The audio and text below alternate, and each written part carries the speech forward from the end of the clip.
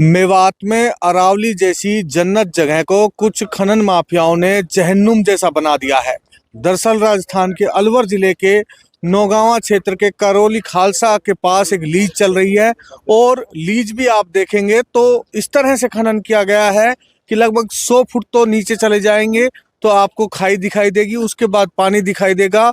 और एनडीआरएफ की टीम के अनुसार, मीडिया रिपोर्टों के अनुसार लगभग 150 फुट गहरा पानी है, उसके अंदर वो बॉडी बताई जा रही है। पिछले 3 दिनों से उस बॉडी की तलाश की जा रही है, लेकिन अभी तक उस बॉडी का कोई अता पता नहीं चला है।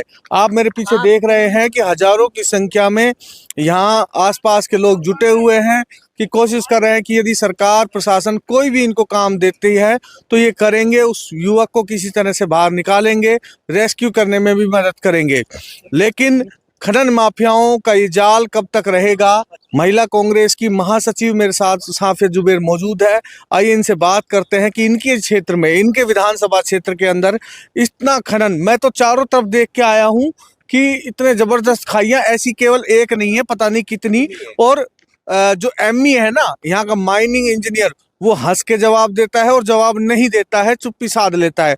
उसकी भी मैं वीडियो दिखाऊंगा, लेकिन इससे पहले एक बार साफिया जुबैर ने जो कहा उसको भी आप सुन लीजिए। इनको न्याय मिलना चाहिए। जो बेचारा इंसान गुजर गया, जो दब गया, 4 दिन हो गए, उसकी बॉडी नहीं निकल पाई, उसकी बीवी बच्चे माँ कितने परेशान होंगे। बक्सर हजारों किलोमीटर दूर है उसका परिवार, वो यहाँ रोजी रोटी के लिए आया था, लेकिन उसके अधिकार उसको मिले। उस बेवा की कौन मदद करेगा वहाँ पर? मैं तो भाई से भी मिला हूँ तो वो बात करने थोड़ा सा डर रहा है, चल रहा है, बाहर का आदमी है। और वो ये कह रहा है कि मुझे केवल अपने भाई के पास शरीर चाहिए। वो कुछ मांग भी नहीं कर रहा है कि खनन माफिया इतने दबंग है कि इतना डरा दिया जाता है लोगों को।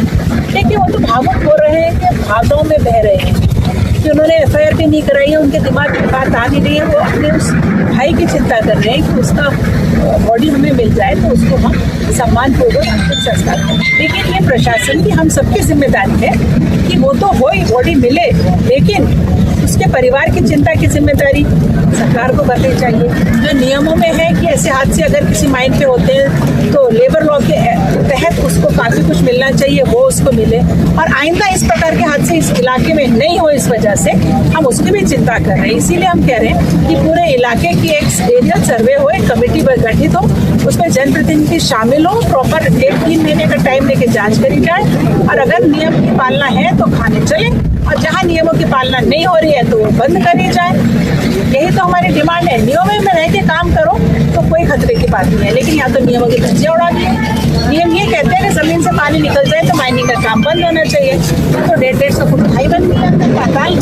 और एमई का कहना है कि ये उसके दायरे में नहीं आता है। डीजीएमएस तो गाजियाबाद में, या तो है ही नहीं। स्टेट की क्या जिम्मेदारी है, प्रशासन की क्या जिम्मेदारी है? अगर जिम्मेदारी नहीं है तो क्यों लग रही है पुलिस प्रशासन, एनडीआरएफ की टीम यहाँ क्यों आई अगर उनकी जिम्मेदारी नहीं है? तो ये सवाल किया जाए। ये है कि अगर माइनिंग चल रही है तो पर्यावरण के दृष्टिकोण से पेड़ लगाए जाने चाहिए। यहाँ तो कितना है, पेड़ ही नहीं लगाए। ये तो हर प्रकार के, हर नियम कायदे की धज्जियां उड़ा रखी है पूरे इलाके में। तो पूरा इलाका बंद होना चाहिए। मुझे लगता है जितनी माइने लौटती उतना तो पत्थर ही निकाल के लेके अब तो अवैध खनन कर रहे हैं। अवैध खनन कर रहे हैं। मेरे साथ में यहाँ के सरपंच साहब, मैं कई दिनों से इनको ढूंढ भी रहा था, लेकिन दुर्भाग्य से घटना घट गई। पहले कितने दिनों से ये खनन चल रहा है, कितनी मौतें हो चुकी है, सच बता, क्योंकि जनता माता पूरी बैठी हुई है, इनको सच पता है। मेरे को पहली बार इससे पहले तो लड़का मरा था? नहीं, ऐसा तो नहीं है कोई ऊपर से? ना कोई दबाव नहीं, किसी का दबाव नहीं। अब देखो, मैं जनता से पूछूंगा, पूछ लेना जनता से, उनको चलो मैं एक बार जनता से पूछ लेता हूँ, फिर मैं आपके पास दोबारा आऊंगा। सरपंच साहब कह रहे हैं कि पहली ही मौत हुई है, इसमें दूसरी मौत नहीं हुई है। लेकिन मैं जब पीछे बात कर रहा था तो कई लोग बता रहे थे कि एक मौत पहले भी हो चुकी है। क्या कह रहे हो? लो जी सरपंच साहब, इसमें कई हादसे हो चुके हैं। सरपंच साहब आप झूठ मत बोलिए, जो जायज बात है, जो जायज है। सही बात तो बात है। हम भी इनके काफी उसमें वो रोकथाम के लिए कई बार हमने भी धरना दिया, 10-11 दिन। पिछले साल भी हमने धरना दिया था कि सरकारी स्कूल के पीछे के नौगांव में जो अभी खनन कर रहे थे, उसके लिए भी हमने धरना। यहाँ पे तो कुछ जनप्रतिनिधि भी और प्रशासनिक अधिकारी भी, इनसे सभी से सेटिंग कर रखी है। आम जनता क्या करेगी? कहे तो जो इस वाले खान में पहले कौन कौन सा हादसे हुए थे पता? हमने कई सुना है, कई मजदूर दब के मर गए, लेकिन बाहर के रहते हैं, यहाँ का लोकल होता है तो कोई जब भी ऑब्जेक्शन कर बेचारे बिहार के रहते हैं। चलो सरपंच साहब, मैं कोशिश करता हूँ उस आदमी का नाम भी लेके आऊँ थोड़ी देर में, है ना? प्रधान क्या नाम भी लेके आऊँ? प्रधान जी, सरपंच साहब सही कह रहे हैं। एक यहाँ से हुआ सरपंच साहब तो पता नहीं, कुछ लोग कह रहे थे दो चार बाहर के लोग, यहाँ का होता तो बल्लेबाजी नहीं करनी चाहिए, सही बात है। अगर लोकल होता तो हमको मालूम। अब हम रात में का यहाँ बैठा है सब, अब रात में मशीन चल रही है। तो आप प्रधान जी, आप बोल रहे हो, सुनो मेरी बात, आपने वो डेड बॉडी देखी है पहले? सुनो जाकर, तो मालूम हो गया, नहीं तो पता ही नहीं पड़ेगा। पहली डेड बॉडी आपने देखी इसमें भाई? आपने देखी क्या पहले कोई मराई? मेरे को क्या पता लगेगा जब आप ऐसे बैठा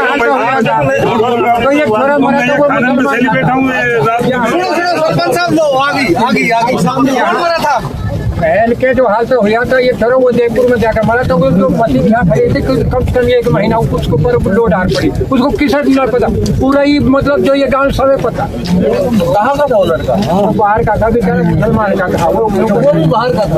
3 बच्चे तीन बच्चे तो मरे थे।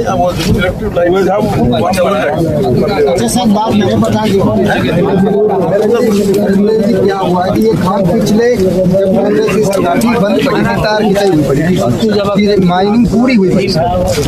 ये जैसे बीजेपी की सरकार आई और ये फिर से चालू हो गई। ये खान और इसमें हादसा हो गया। ये खान पहले से कंप्लीट हुई पड़ी, जो इसका जितना लेवल होता है ना वो पहले से खुद ही पड़ी। ये खान तो अब ये दोबारा से सरकार आई, प्रशासन में जो दे के ये खान दोबारा से चालू, मतलब लगभग तो गांव के किसी बोलो इसका तार खींचे हुए थे, वो खान बंद पड़ी थी।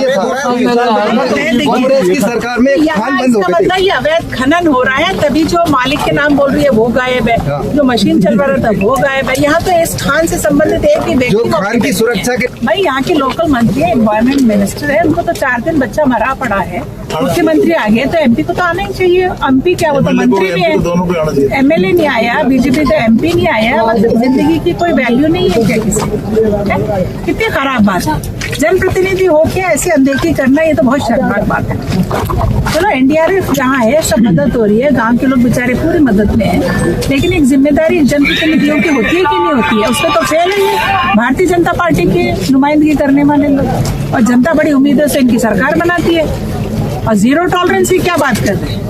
कहाँ है जीरो टॉलरेंस? आपको दिख रहा है कि पूरे राजस्थान में कहाँ है जीरो टॉलरेंस? अन्याय बढ़ रहा है, महिलाओं पे अत्याचार बढ़ रहा है, अवैध खनन बढ़ रहा है, रोड सड़कों पे हादसे हो रहे हैं, कितना भ्रष्टाचार पनप रहा है सारे सरकारी ऑफिस में। कहाँ का जीरो टॉलरेंस? ये जो कार्य होता है, बिल्कुल भूपेंद्र जी की भी पोल खुल रही है कि वो कहते हैं कि अवैध खनन पर जीरो टॉलरेंस की नीति अपना रहे हैं, लेकिन वो अगर मेवात में आए तो वो एक बार इस चित्र को देखे कि जो मेवात जन्नत था उसको जहन्नुम बना दिया है इन खननकर्ताओं ने।